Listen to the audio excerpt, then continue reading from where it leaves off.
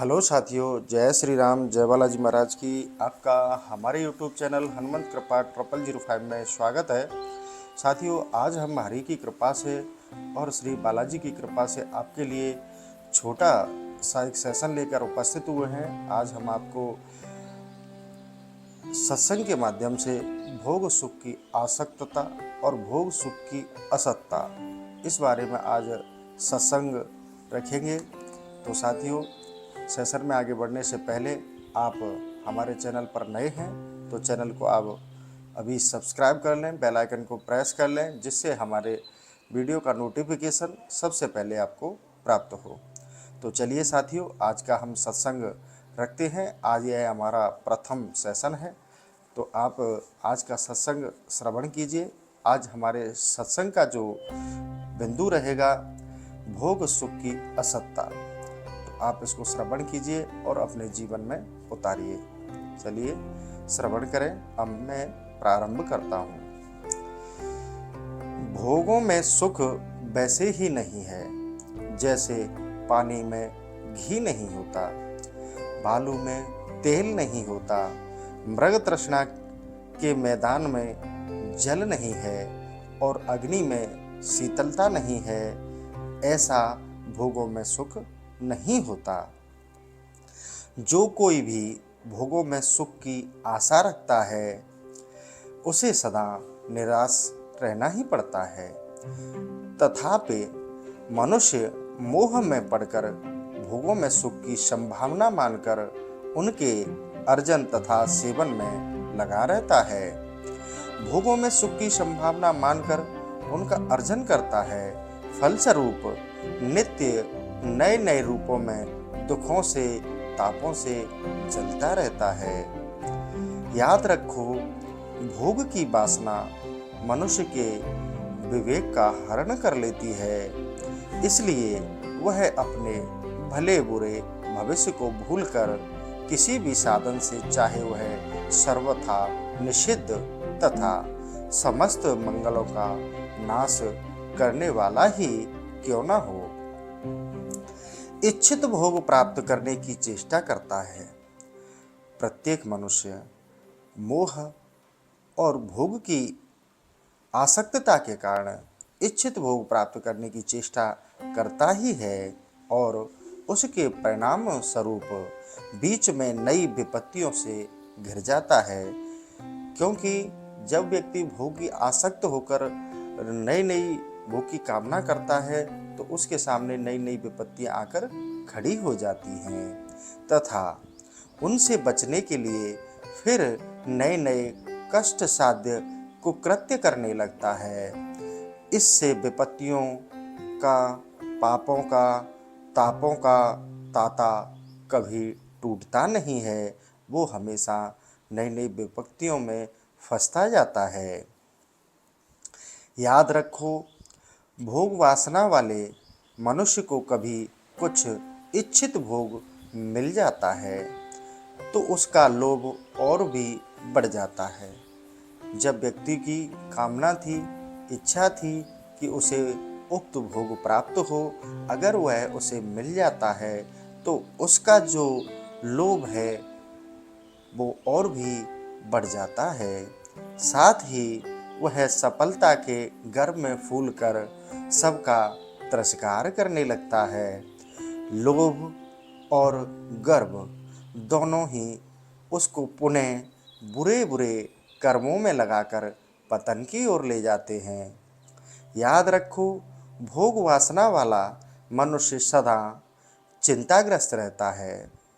इच्छित भोग प्राप्त ना होने पर तो चिंता उसे रहती ही है, प्राप्त होने पर उसकी चिंता और भी अधिक बढ़ जाती है।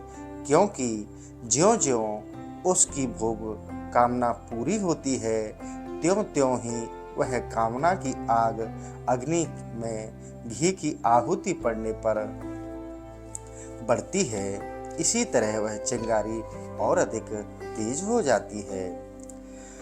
अग्नि के अधिक भड़कने पर उठने की तरह और भी भड़क उठती है। इसी के साथ उसकी चिंता की आग भी बढ़ती है। उसका तनाव और ज़्यादा हो जाता है, जिससे उसकी भीतरी जलन और भी बढ़ जाती है।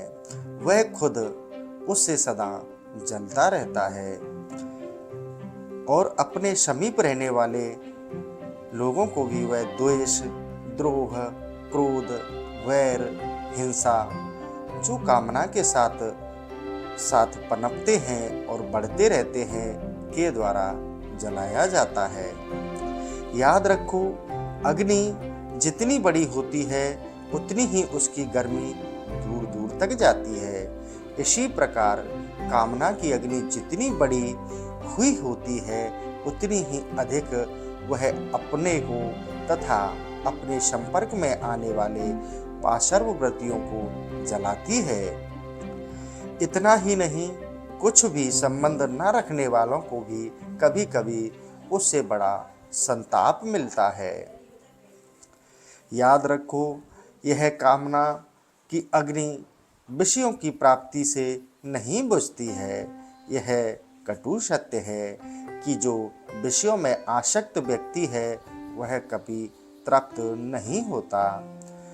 पुनः पुनः वह उसकी भोग की लालसा बढ़ती जाती है। इसे बुझाने के लिए तो वैराग्य रूपी धूल और भगवत प्रेम रूपी अजस्त्र अमृत जलधारा चाहिए। वह वैराग्य तभी प्राप्त होगा जब भोगों में दुखों के दर्शन हों। जब भोग सुख रहित दुखालय और दुख योनि ही है, पर भ्रमवश मोहवश उनमें सुख की मान्यता हो रही है। व्यक्ति भ्रम में पड़कर भोगों में सुख ढूंढता रहता है, यह उसका भ्रम है। और जैसे शराब के नशे में चूर मनुष्य गंदे नाले में पड़ा हुआ भी अपने को सुखी बतलाता है, वैसे ही उस भोगों में सुख की मिथ्या अनुभूति होती है, क्योंकि वहाँ वास्तविक सुख नहीं होता। शराबी का जैसा वह प्रलाप होता है, वैसे ही उसका भी प्रलाप होता है।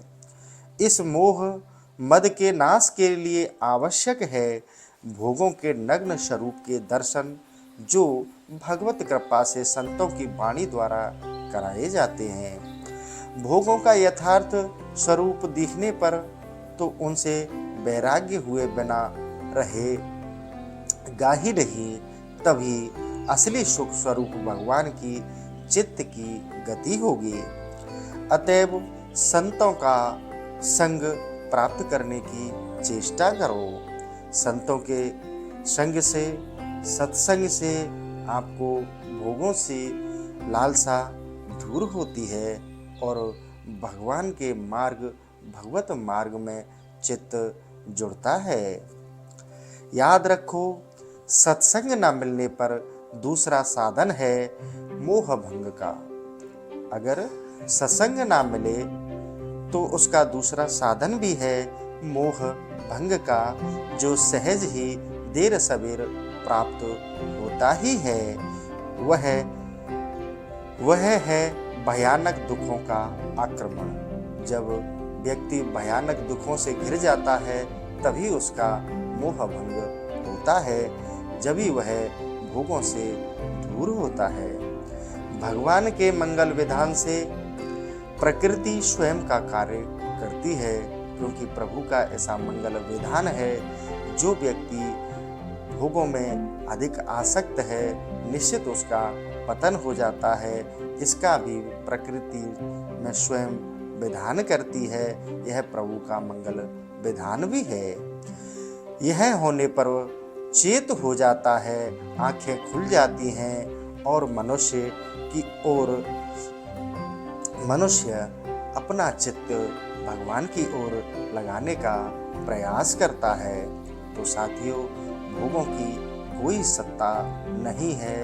मनुष्य भोगों की लालसा में भ्रमित हो रहा है। सिर्फ इस संसार में सत्य है तो सिर्फ भगवत प्रेम और भगवान की छवि उनका नाम। तो साथियों, जितना समय मिले अपने को भगवान में चित्त लगाइए।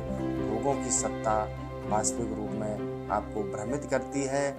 यह कोई सत्य चीज नहीं है। यह हमें हमारे भगवत मार्ग से हटाकर दुर्गति और पतन की ओर ले जाती है।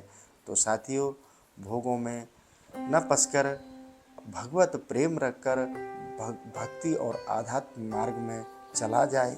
जो मनुष्य के जीवन का उद्देश्य है, जिस उद्देश्य के लिए हम इस धरा पर प्रकट हुए, हमारा जन्म हुआ, हमारा जन्म तभी सार्थक होगा जब हमारे हृदय में भोगों का त्याग कर भगवत मार्ग में और भगवत प्रेम में आसक्त हुआ जाए। इसी के साथ आज का जो सत्संग है वो हम यहीं समाप्त करते हैं। कल फिर आपके लिए नए सेशन के साथ उपस्थित होंगे।